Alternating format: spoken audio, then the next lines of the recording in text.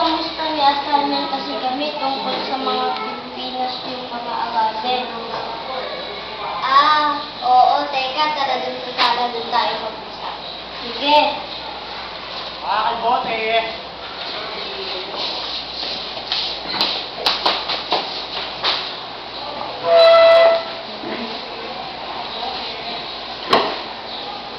Bago pa man dumating ang mga Espanyol sa bansa, meron ng mga naunang nagpuntang mga dayuhan dito sa Pilipinas.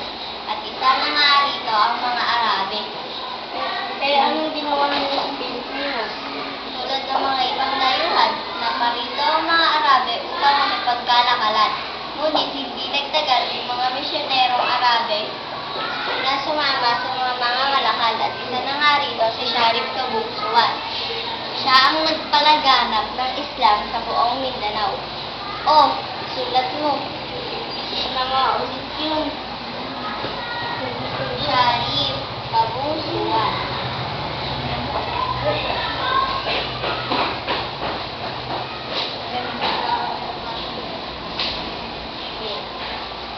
Alam ko na parating ng Mindoro, Batangas at mga Barangay Visayas ang pagpapalaganap ng Islam hanggang Maynila na umalasiko.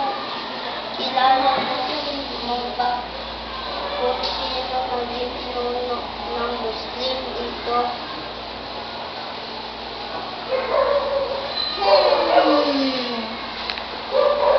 Sina Suliman. Oo, siya nga. Teka, may picture niya ata ako. Sige, kapan mo.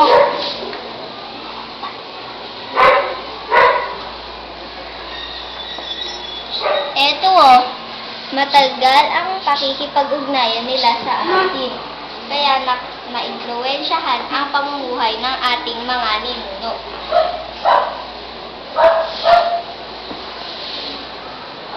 Ating ibang Arabe na